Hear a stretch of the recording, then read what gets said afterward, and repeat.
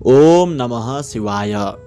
श्री स्वस्थानी कथा सुन्नको लागि उपस्थित हुनुभएका हजुरहरू सम्पूर्णलाई भगवती श्री स्वस्थानी देवीको कृपा आशीर्वाद प्राप्त होस् र तपाईँका उद्देश्य र मनोकामनाहरू सहजै पूर्ण हुन्। आज श्री स्वस्थानी व्रत कथाको 16औं दिन रहेको छ। हामीले व्रत कथाको 16 अध्याय आज श्रवण गर्नेछौँ। सबैले कथा श्रवण गर्दा शुद्ध स्थानमा बसेर सम्भव भए फूल अक्षता लिएर अथवा असम्भव भए जस्तोसुकै अवस्थामा भए पनि श्रद्धाले कथा श्रवण गर्नुहोला। आउनुहोस् श्री स्वस्थानी व्रत कथाको प्रारम्भ प्रार्थनाबाट गरौँ। ओम यम ब्रह्मा वरुणेन्द्र रुद्रमरुतः स्तुन्वन्ति दिव्यैस्तवैरे वेदै साङ्गपदक्रमोपनिषदैरे गायन्ति यं सामगा ध्यानावस्थिततद्गतेन मनसा पश्यन्ति यं योगिनो यस्यान्तं न विदुः सुरासुरगणा देवाय तस्मै नमः। श्रीमच्चन्दनचर्चितोज्ज्वलवपु शुक्लाम्बरा मल्लिका मालालङ्कृतकुण्डला प्रविलसन् मुक्तावली शोभिता सर्वज्ञाननिदानपुस्तकधरा रुद्राक्षमालाकरा वाग्देवी वदनाम्बुजे वसतु मे त्रैलोक्यमाता चिरं। मूकं करोति वाचालं पङ्गुं लङ्घयते गिरिं यत्कृपातमहं वन्दे परमानन्दमाधवं। नमो भगवते तस्मै व्यासायामिततेजसे यस्य प्रसादाद् वक्ष्यामि नारायणकथामिमां।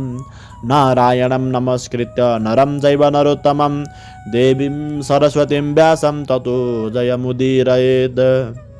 देवीं सरस्वतीं व्यासं ततो जयमुदीरयेत्। अथः षोडशो अध्याय महादेव मृगरूप उपाख्यान। कुमारजी आज्ञा गर्नुहुन्छ, हे अगस्त्य मुनि, ध्यानपूर्वक सुन। फेरि कुनै दिन शिवजीलाई वनविहार गर्ने इच्छा भयो र कसैलाई पनि थाहा नदिई श्लेष्मान्तक वनमा मृगस्वरूप भई अनेक मृग मृगीहरूका साथ परम आनन्दले रहन लाग्नुभयो।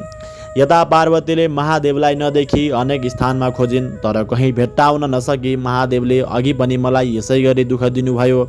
अब फेरि कहाँ जानुभयो होला भनी ध्यान दृष्टिले विचार गर्दा श्लेष्मान्तक वनमा मृगरूप धरेर विहार गरिरहेको थाहा पाइन् र आफू पनि बागमती नदीको किनारमा गएर अनेक कष्ट खपी तपस्या गर्न लागिन्।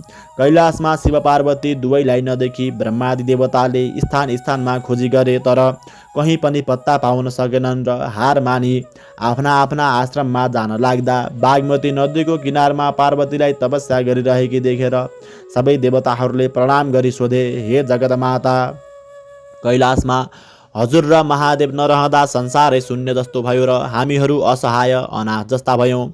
अब हामी माथि दया गरेर महादेव कहाँ हुनुहुन्छ आज्ञा होस्। फेरि हजुर पनि यस्तो स्थानमा आएर एक्लै किन बस्नु भएको हो? यी सबै कुरा हामीलाई आज्ञा होस्।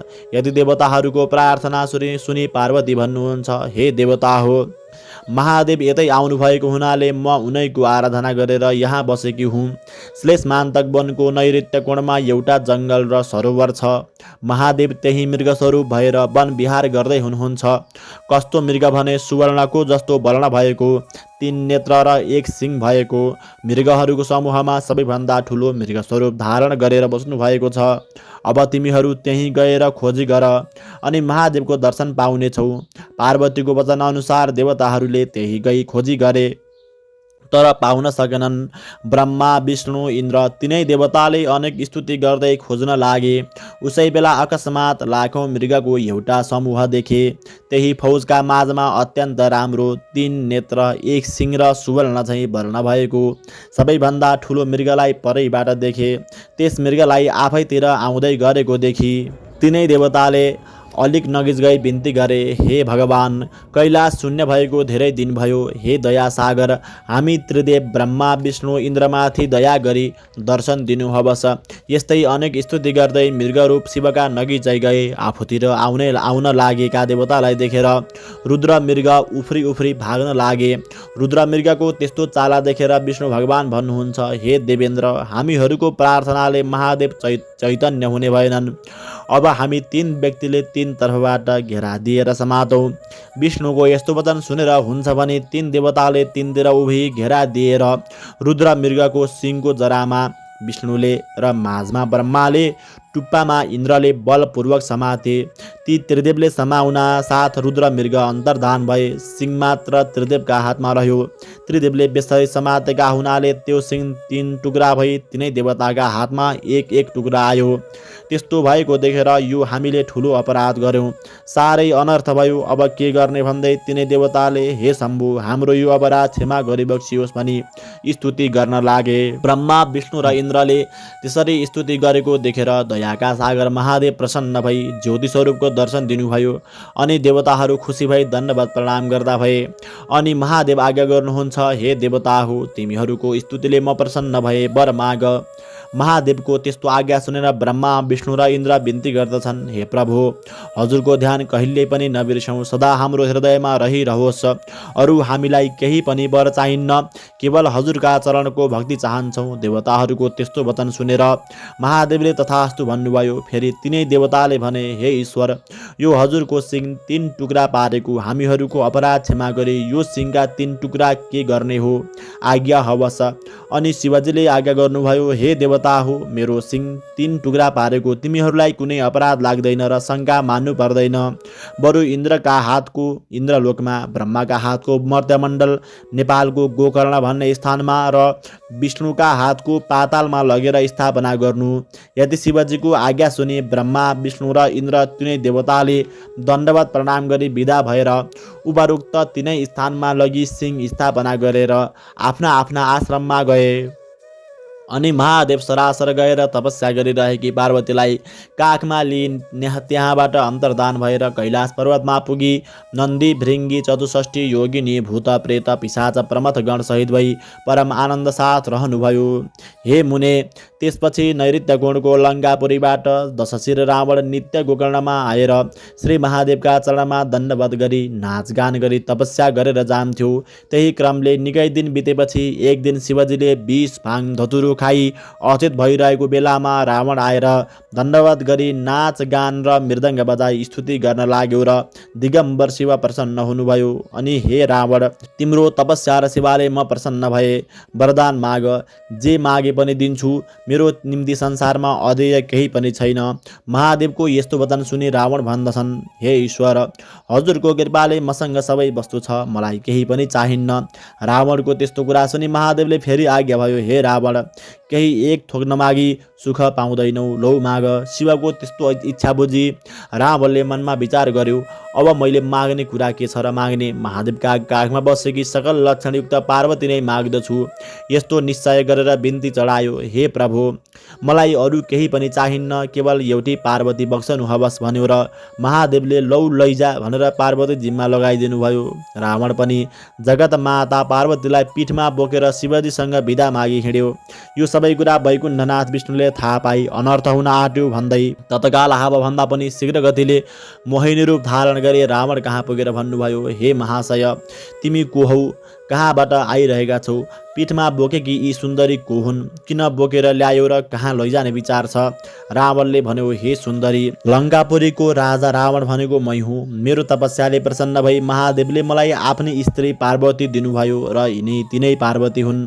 म यिनलाई बोकेर लङ्कापुरी जाँदैछु। यदि रावणको कुरा सुनि मोहिनी भन्न लागिन्, हे वीर रावण के तिमीलाई लाज लाग्दैन? के ती पार्वती हुन्? तिमीलाई छल र महादेवले मायाद्वारा रचेकी यी स्त्री दिएछन्। तिमी जस्ता राजा र वीर व्यक्तिले स्त्री पीठमा बोकेर हिँडेको कसैले देख्यो भने के भन्लान्? यी पार्वती होइनन्, तिमीलाई महादेवले झुक्क्याएछन्। बरु पार्वती लैजाने इच्छा भए म तिमीलाई पार्वती पाइने स्थान बताइदिन्छु, सुन।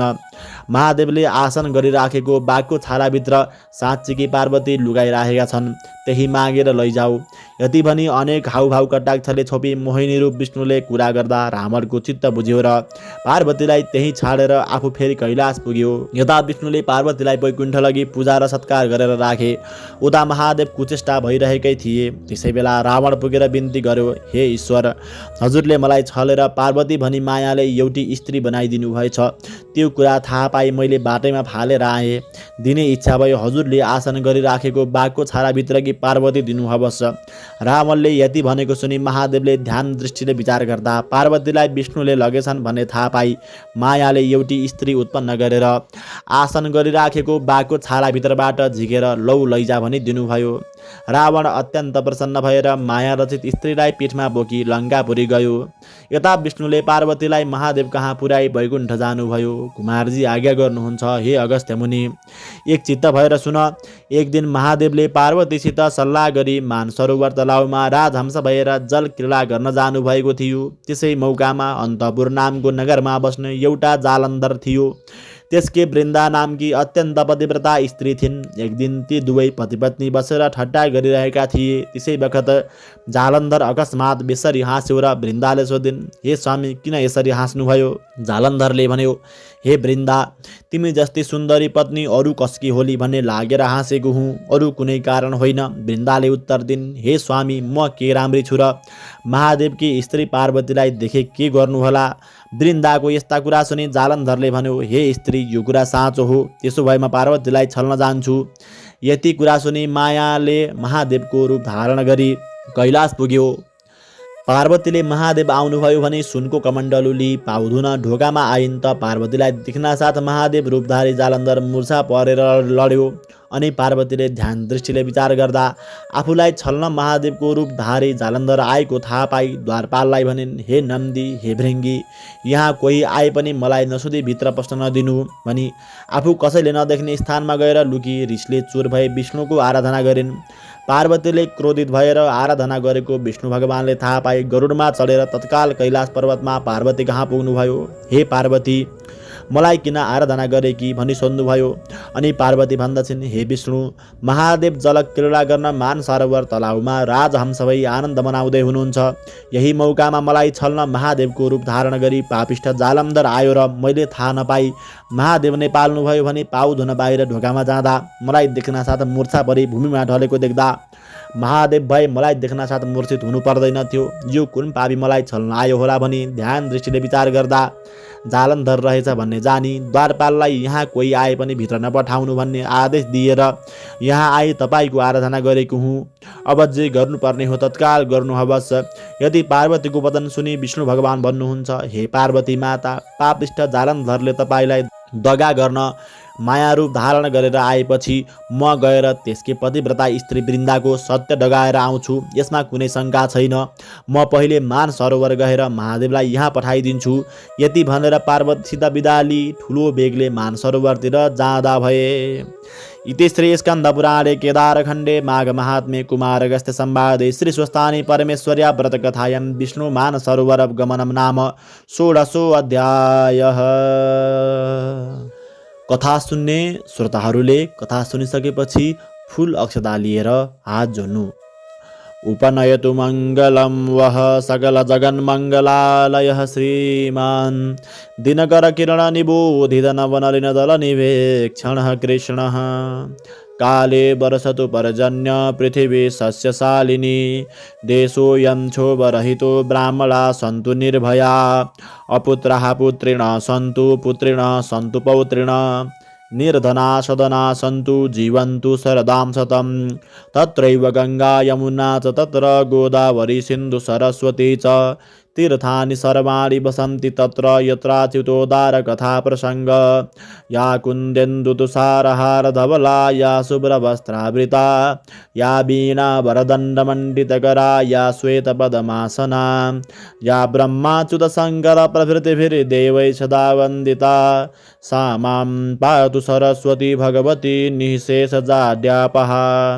कायेन वाचा मनसेन्द्रियैर्वा बुद्ध्यात्मना वा प्रकृति स्वभावात् करोमि यद्यत् सकलं परस्मै नारायणायेति समर्पयेतत् नारायणायेति समर्पयेतत्।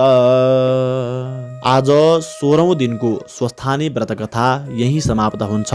भोलि फेरि यसै समयमा स्वस्थानी व्रतकथाको सप्तदश अध्याय लिएर म ज्योतिषाचार्य श्रीधर गैरे उपस्थित हुनेछु।